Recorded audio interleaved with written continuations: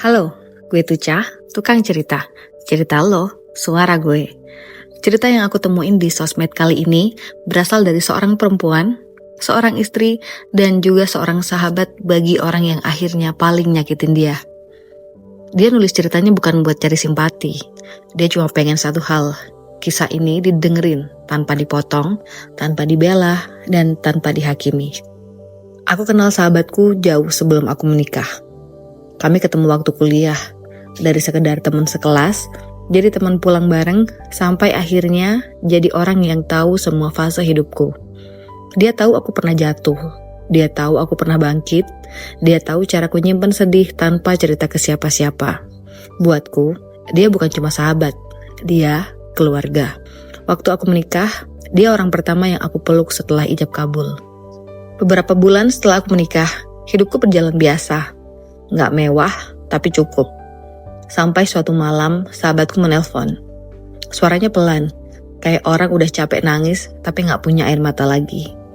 Dia cerita, orang tuanya meninggal mendadak. Bukan cuma ninggalin duka, tapi juga ninggalin banyak utang.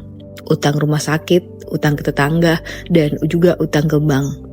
Semua numpuk di pundaknya yang bahkan belum siap berdiri sendiri. Rumah satu-satunya yang dia punya akhirnya harus dijual. Hasilnya bukan buat mulai hidup baru, tapi buat nutup semua utang itu. Setelah semuanya beres, gak ada yang tersisa. Gak ada rumah, gak ada tabungan, bahkan gak ada tempat buat pulang. Di waktu yang hampir bersamaan, hubungannya juga hancur. Orang yang diharap bisa jadi sandaran, pergi waktu dia lagi butuh ditemenin. Kerjaannya juga berhenti, entah karena performanya jatuh, atau entah karena hidupnya terlalu berantakan buat ditahan. Dia bilang, sekarang tiap bangun pagi, rasanya bingung mau ngapain. Tiap malam kepikiran, besok mau tidur di mana. Kontrakan kecil yang dia tempatin cuma bisa dibayar 1 bulan lagi. Setelah itu, dia nggak tahu mau kemana. Aku dengerin semua itu sambil nahan nafas. Di kepalaku yang ada cuma rasa kasihan. Ini bukan cerita orang malas. Ini cerita orang yang hidupnya dirampas pelan-pelan. Aku ngomong ke suamiku malam itu. Aku bilang, aku nggak tega. Ini cuma sementara, sampai dia bisa kerja lagi, sampai dia punya tempat buat berdiri sendiri. Suamiku setuju, dan dia juga bilang, bantu aja dulu. Dia kan sahabat kamu. Dan beberapa hari kemudian, dia datang ke rumahku. Bukan dengan rencana panjang, cuma bawa 1 koper kecil, isinya baju seadanya dan surat-surat lama orang tuanya. Badannya kurus, matanya kosong, dan senyumnya cuma formalitas aja. Aku inget jelas, malam pertama dia pindah. Rumahku jadi rame, ada suara di dapur, ada temen ngobrol, dan ada tawa. Suamiku nerima dia dengan baik. Mereka ngobrol, bercanda, dan aku ngerasa hidupku hangat. Aku gak pernah kepikiran yang aneh-aneh, dan aku percaya kedua-duanya. Hari-hari awal serumah itu normal. Kami makan bareng, nonton bareng, kadang cerita sampai larut. Dan aku malah seneng, aku ngerasa gak sendirian, aku ngerasa punya rumah yang hidup. Tapi pelan-pelan, tanpa aku sadari, ada dinamika yang berubah. Sahabatku jadi sering ngobrol dengan suamiku, bahkan soal hal-hal kecil yang biasanya aku ceritain. Suamiku juga kelihatan lebih santai kalau cerita ke dia. Tapi aku juga gak curiga apapun. Aku pikir itu wajar. Mereka kan sama-sama orang dewasa. Dan lagi, dia juga sahabatku. Aku masih sering curhat ke dia soal rumah tanggaku. Tentang capek, tentang perasaan yang kadang gak karuan, tentang jarak yang mulai aku rasain sama suamiku. Dia dengerin. Dia nenangin aku. Dia bilang aku harus sabar dan aku harus percaya. Ya, dan aku lakuin itu. Aku sabar dan aku percaya.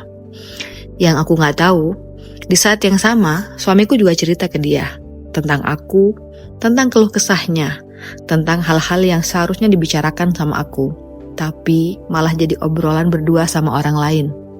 Aku mulai ngerasa ada yang berubah, tapi aku gak bisa nunjuk apa. Rumah tetap rame, dan aku tetap ngerasa kalau aku sendirian di rumah.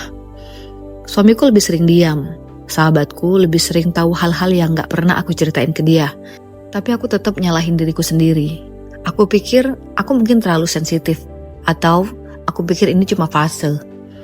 Sampai malam itu datang, Aku pulang malam lebih cepat dari biasanya. Harusnya aku masih di luar, tapi entah kenapa perasaanku gak enak. Kayak ada yang narik buat balik. Rumah kelihatan gelap dan lebih sepi dari biasanya. Lampu ruang tamu mati, cuma lampu dapur yang nyala redup. Aku buka pintu pelan, sepi. Terlalu sepi untuk rumah yang biasanya rame. Sepatu sahabatku masih ada di rak, dan aku ingat jelas sore itu dia bilang mau keluar sebentar. Tapi tasnya ada, jaketnya juga ada. Dan di situ aku mulai ngerasa ada yang gak beres. Aku jalan pelan ke dalam, bukan karena takut, tapi karena dadaku mendadak berat. Dari arah kamar, aku dengar suara. Bukan suara yang keras, bukan juga sesuatu yang bisa langsung kamu tunjuk sebagai kesalahan, tapi cukup buat bikin aku berhenti melangkah. Aku dengar ada suara orang berbisik. Ada nafas yang gak teratur, ada jeda sunyi yang aneh, kayak orang-orang yang sadar bahwa mereka gak sendirian. Aku berdiri di lorong beberapa detik, badanku dingin, tanganku gemetar sedikit. Di kepalaku cuma ada satu pikiran, semoga aku salah, semoga ini cuma salah paham, dan semoga aku lebay. Tapi waktu aku maju satu langkah lagi, aku tahu aku gak salah. Aku maju satu langkah lagi dan di situ semuanya berhenti jadi dugaan. Pintu kamar gak ketutup rapat dan dari celah itu aku bisa lihat mereka berdua. Bukan lagi duduk terlalu dekat, bukan lagi sekedar salah paham.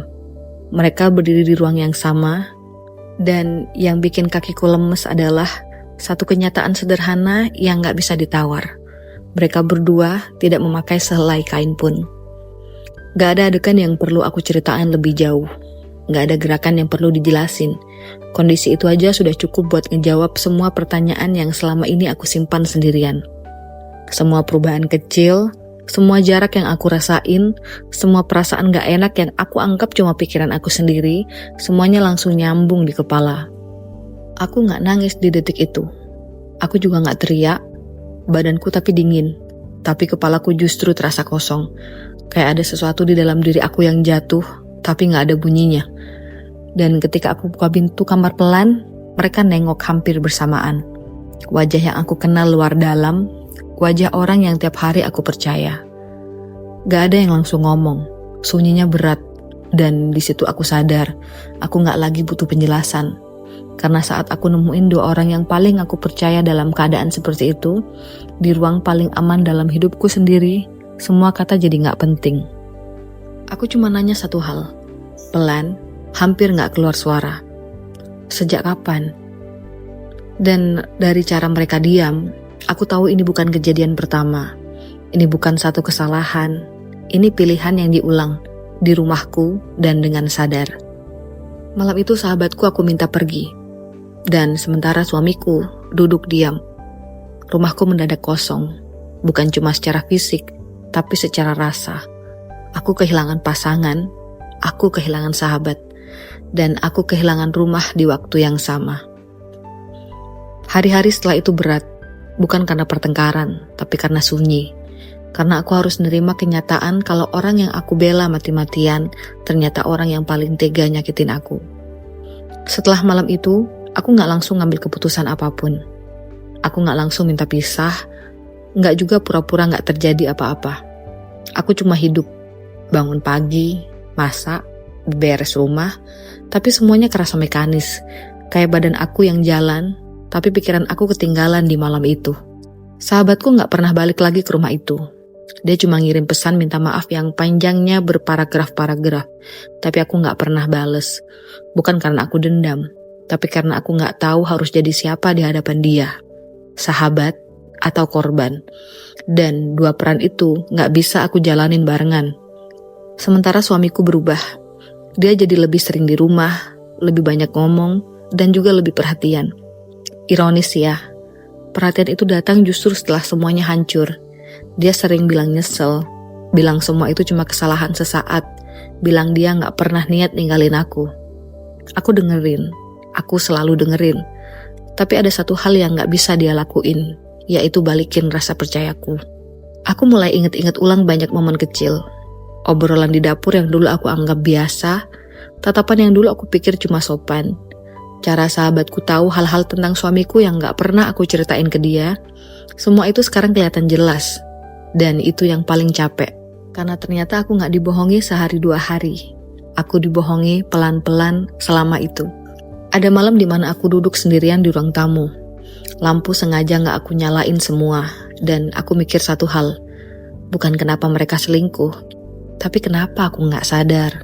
Dan di situ aku sadar lagi. Bukan aku yang gagal peka, aku cuma percaya. Dan percaya itu bukan kesalahan. Lalu hubunganku dengan suamiku berubah. Berubah jadi hubungan 2 orang asing yang saling jaga jarak. Kami bisa duduk satu meja, makan makanan yang sama, tapi gak ada obrolan yang benar-benar nyampe. Aku gak tahu dia lagi mikir apa, dan dia gak tahu aku lagi ngerasa apa. Karena setelah pengkhianatan, kata-kata jadi barang yang mahal. Aku juga kehilangan sesuatu yang gak banyak orang ngerti, yaitu kehilangan tempat cerita. Dulu, setiap kali aku capek dengan hidup, aku punya sahabat buat pulang. Sekarang, setiap kali aku capek, aku cuma punya diriku sendiri.